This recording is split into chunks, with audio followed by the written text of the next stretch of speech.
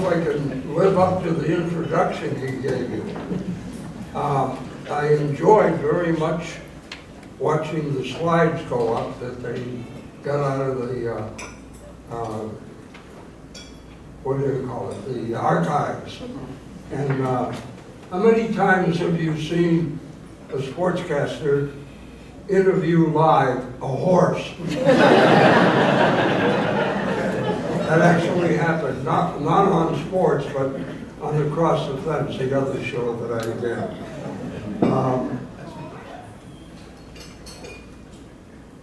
I want to thank St. Michael's College Athletic Hall of Fame Committee for this great honor. I can't tell you how much it means to me and how I enjoy being here with you tonight.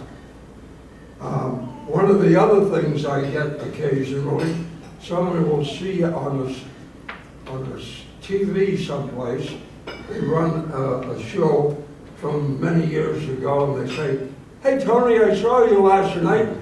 Your hair was all dark." And I said, "What do you think, I was born this way?" I came here way back when the Burlington, to Burlington, Vermont, and at that time, the Iron Knights were the great basketball team that went to the Division II national semifinals, or rather went to the final before being eliminated. The first team they played was Grambling out of Louisiana. I thought we were going out for one night. And they upset them. Grambling, by the way, was an all-black school from Louisiana, and they had lost like 2 games all season. So that was a big upset.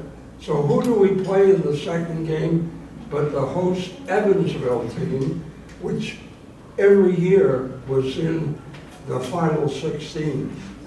And we knocked them off and went into the championship game the next night and finished up the National Division II championship as the runner-up, second in the nation. They, of course, were great, and they were consisting of Hank Rutkowski, Jim Brown, Lou Seidler, Drew Denby, and the best small college player I've ever seen, Tony Nicodemo. And their sixth man was a local product, Stu St. Peter from the Catholic High School, which then became Rice. So they had a great run, and it was a great pleasure for me to go out to Evansville and see them play. We thought we were going to be there for one night, as they said. We ended up 3, got ready to come back, flew from Evansville to New York City, and were taking the plane from New York City, which was a late plane, not getting in here till after, or close to midnight. And believe me, the Burlington Air Terminal was loaded with people. Just came out to welcome the team back. They had a great thing. But let me tell you a little story. I won't take up much of your time. We were on the plane in New York getting ready to come back, the last flight of the flight from New York to Burlington, late flight. And Tony Nicodemo, who became a great friend, was seated across the aisle from me. The hostess, or stewardess at that time, came by to check to see if the seat belts were on. And he said, "Hi, ma'am." He says, "What route are you taking to Burlington?" She said, "What route? What are you talking about?"